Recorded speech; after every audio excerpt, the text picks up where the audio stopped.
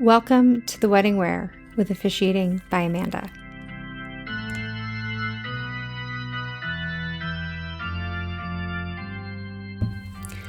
The Wedding Wear, I had no clue what I was doing.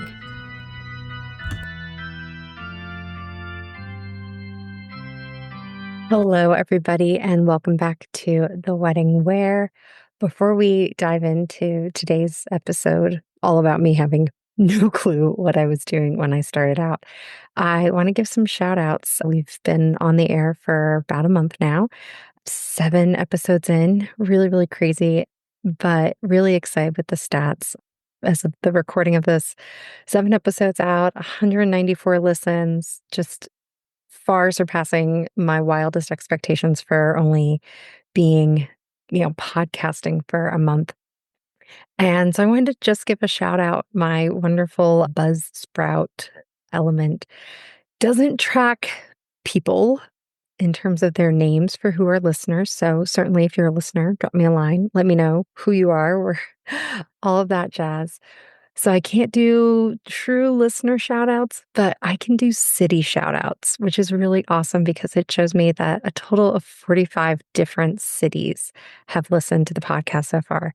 And when you take Pottsville, Pennsylvania out of the running, because my husband and I live there, the next top 10, I just want to give a special shout out. So if you're listening from one of these places, feel free to drop a fan mail comment, a line, an email, Facebook message, anything, be like, that was probably me.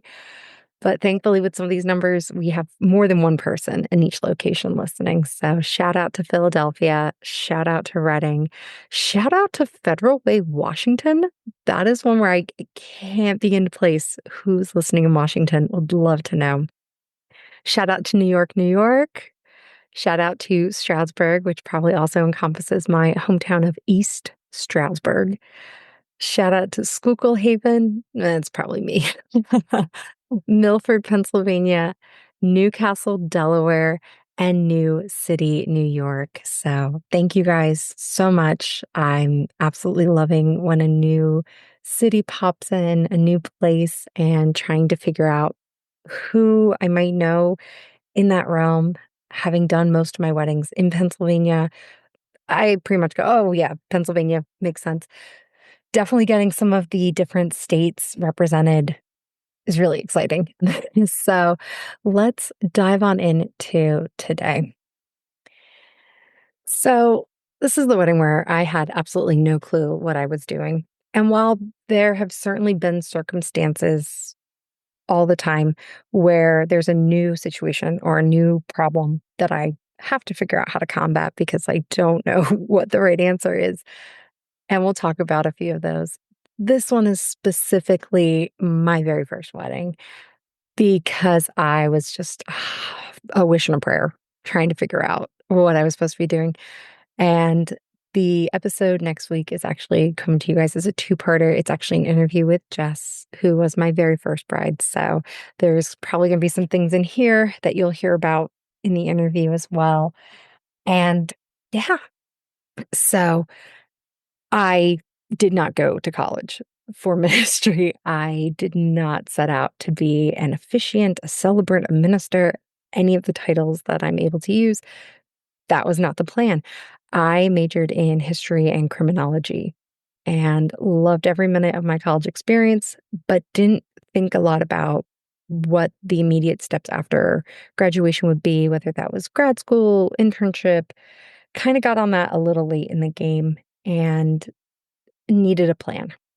I'm a plan kind of girl. I needed a plan. So I was sitting at the Albright College archives, shout out to Albright, about 2 weeks before graduation, and saw online that a friend got ordained online at Applebee's the night before. And I thought, you know what? A backup plan, a backup to the backup to the backup plan. I'll do this. So I went through my first site, and it really was what everyone tells you online officiation, online ordination, I should say, is. I typed in my name, I clicked a button, and congratulations. And they then offered a whole bunch of different packages. You pay, we'll give you XYZ. And I'm like, no, not doing that. If this piece of paper that I have a screenshot of is good enough. I'll just I'll have weddings as a backup plan. And I put it in my pocket and was never gonna touch it. I was gonna pull it out at parties as kind of a, you know, 2 truths and a lie, or tell me something cool about you. If I say God bless you, it means more because I'm the minister. Really did not plan to use it. And about a year after I got ordained, my dear friend Jess, who I've known, oh gosh, forever, probably at least since middle school, we could debate back and forth of how long we've known each other, got engaged and reached out because she remembered that I had posted to Facebook and said, "Hey, what do you think about officiating my wedding?" And of course, incredibly honored. And I said yes. But then I realized, as is the case with this whole entire episode, I had no clue what I was doing. So I went back to the site I got ordained from and realized there weren't a ton of free resources. And it definitely seems sketchy. That's why I'm not dropping names of what it was. It seemed a little sketchy, so I decided let's double down. Let's find a different site and get ordained through them, and that's where I found the American Marriages Ministries. They're online, theamm.org. I highly recommend anyone who I work with to get them ordained. I put them right in through it because it's all free. Scripting free, credentials free, anything that you could possibly need outside of like a stole, if you want to buy it through there, is free and covered. You have quizzes that you actually pass to teach you about the laws in each state. You have step-by-step guide of what to fill in on the marriage license, how long marriage licenses are good for, who has to sign, are witnesses required, where do you turn it back into? Again, all things I had no clue about when I first clicked, yes, I want to be a minister. So it was a really helpful site to be a part of. And with that under my belt, I'm like, okay, maybe now I know what I'm doing. Nope. What services do I offer? I'm so thankful that Justin asked me for premarital counseling because at 22 years old, that was not any sort of place I could have played in. Nowadays, I get asked, and I very clearly say I'm not a counselor or a therapist. I'd be happy to present you and your fiance with guided discussion about topics that matter, but I'm by no means professional. I didn't know where she should get her marriage license. I feel so bad. I kind of said, "Yeah, let's do this," and then really relied on her, and thankfully a very supportive maid of honor on her end to be able to bring all these pieces together, like leading a rehearsal. I'd never I shouldn't say I'd never been at a wedding. The last wedding I was in, I was 10 and I played the flute. No clue who does what, who stands where, and applying for a marriage license, I could tell you what my site said.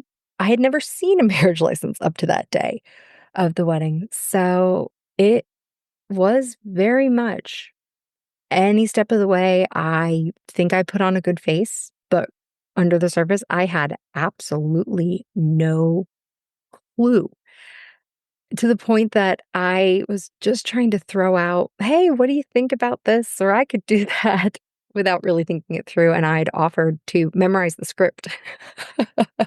So I spent 2 months memorizing the script, painstakingly memorizing the script, and afterwards realized, yeah, I'm never going to offer that again, at least not for free. So I had to learn quite a bit. I also really wanted to embrace my role in the bridal party, and as I had been for a friend, had a dress that matched alongside with the wedding party colors, which is not something I do nowadays. My role is not to be a additional bridesmaid in most cases.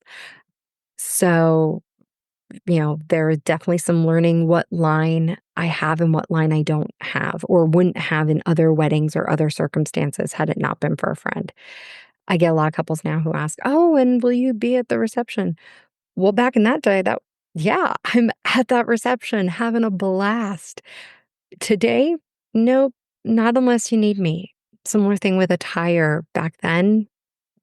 You want me in a dress that would match for the ceremony or the circumstances? Yes, I will. Let's go through my closet and let me grab it. Today, I wear lots of blacks, blues, some florals, a really pretty salmon dress in the summer. But if it's a color outside of that, we got to talk about putting that into your contract.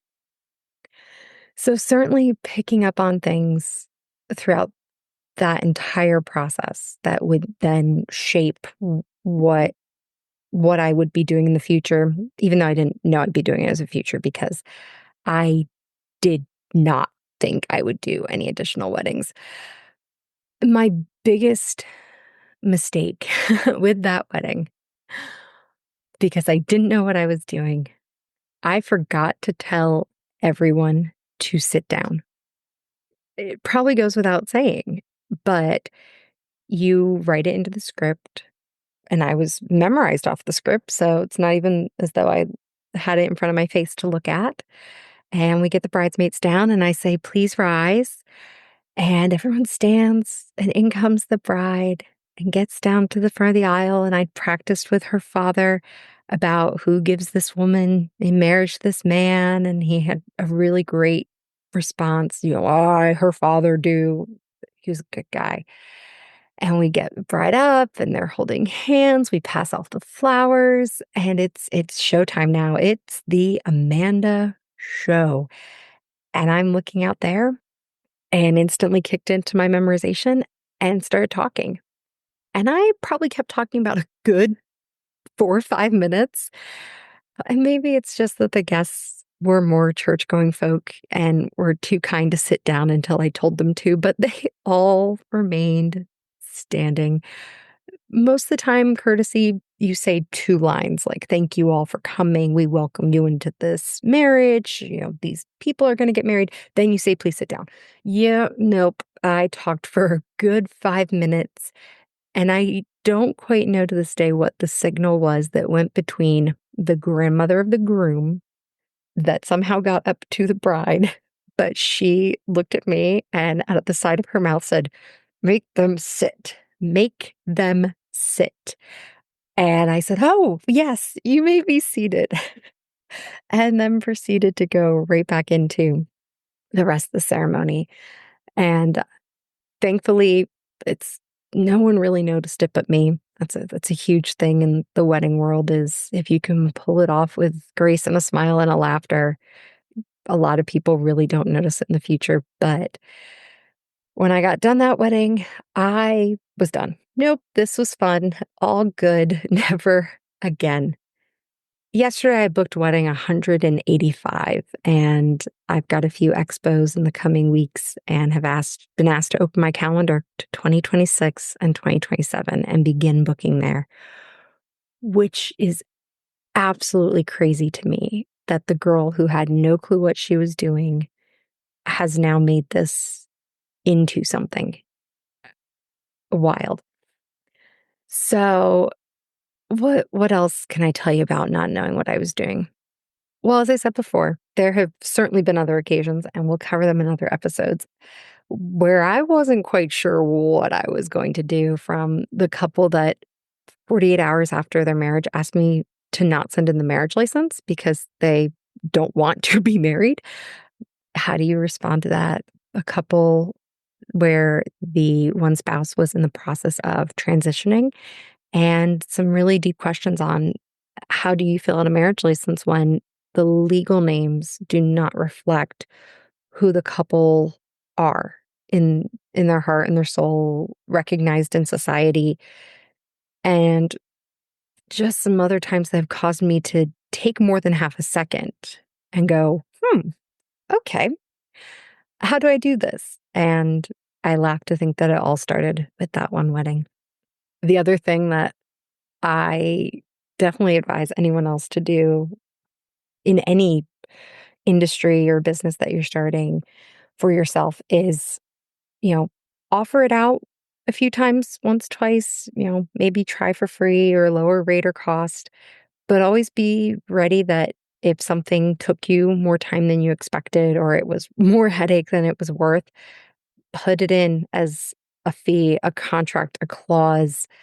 Again, I thought I was just being super cool saying, "Ah, I'll memorize your script."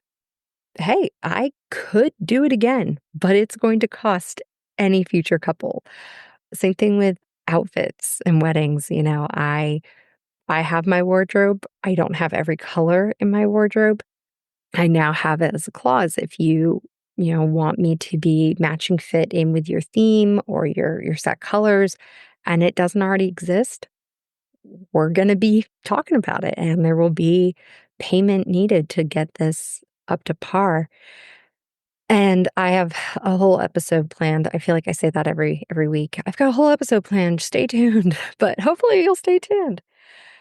I have a whole episode planned of just going over my contract and giving you some of the little snippets and insights into why some of these clauses are the way they are.